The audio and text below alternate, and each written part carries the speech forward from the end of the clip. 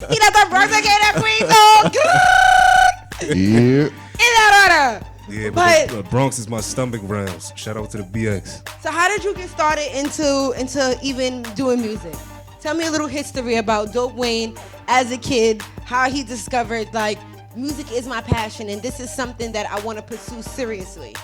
I mean, to keep it all the way real, like I started out, I actually was watching a performance of Weezy, Wayne, and Drake. I mean, Weezy, Drake, and Nicki. I forgot where they was performing at, but I was watching their performance on the TV. And at that exact moment, I'm like, yo, like I gotta get into music. And right after that, I watched that video. I mean, so this is a couple of years ago. This is actually like around, I say 2011. 2011, a couple of years ago. Yeah, I say 2011. Yeah, I mean, it's like After 5. I mean, After 5 is not, you know what I mean? But it's a few, like Young Money. I was looking the other day, like, damn, like 2010, 11. Right. And that's when they really started, rolling. But I say that to say because Wayne been out for forever. Yeah. You know I mean, Wayne, so when he said Nicki and Drake is like, okay, they came out probably about 10, 11 years ago. Right. But that's still like, you know what I mean? Compared to Wayne. Yeah. Wayne been out since he was freaking 12. Yeah, that's you a know fact. what I'm saying? So when you said Weezy and Wayne, I literally looked at them like two different people.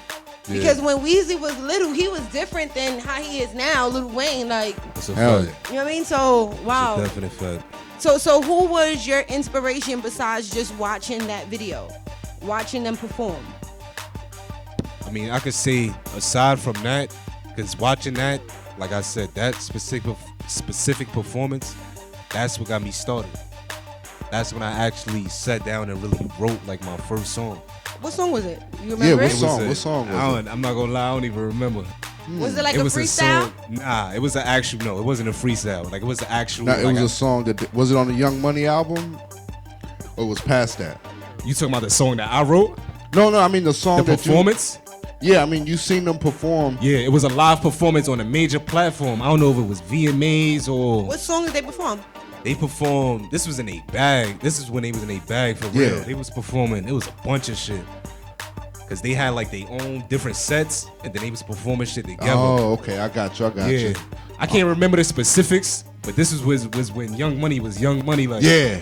That's what I'm saying. Yeah, I mean, I remember my boy when we used to play Young Money. He'd be like, "Shit, throwing that Young Money." He like on the mic, "Young Money." Yeah, that shit was good. This when Wayne, when pretty much he was grabbing up when he first grabbed up Nicki.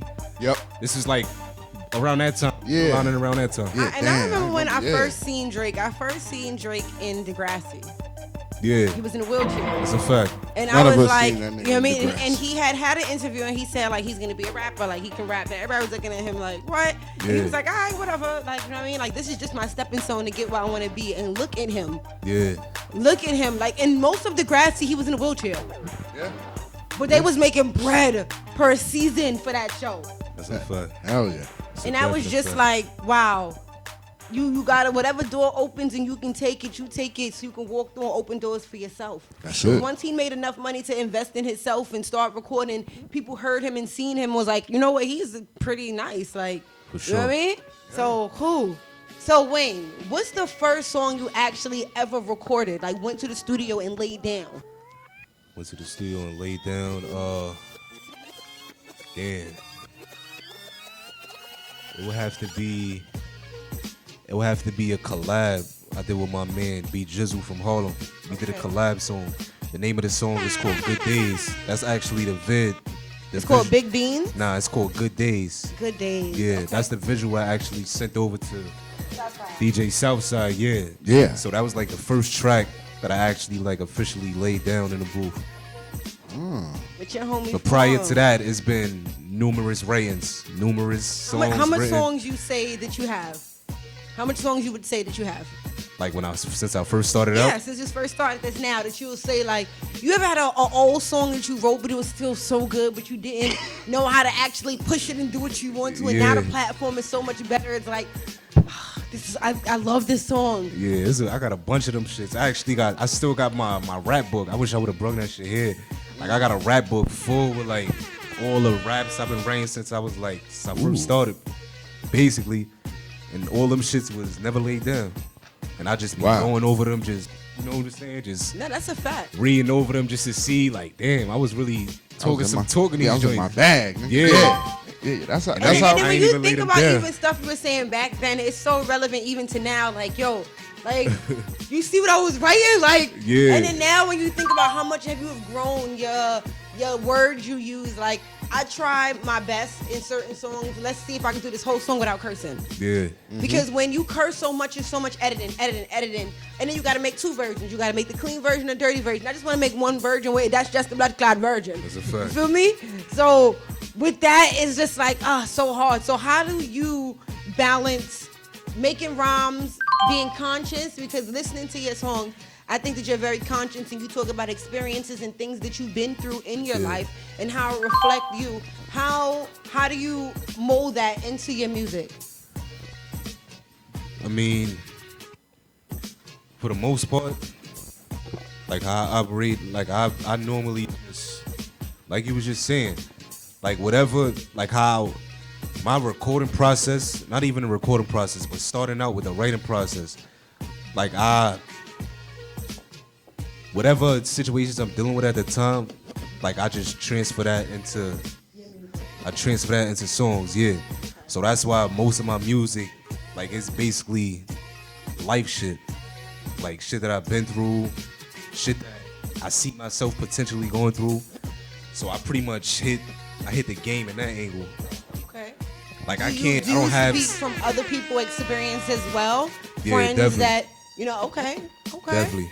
So who is your GOAT? Your like greatest of all time, a person that you look up to, that's one of your mentors, that's in the industry, signed or unsigned, signed and unsigned.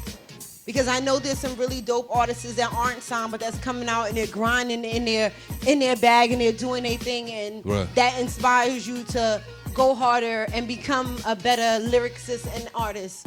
So who is that?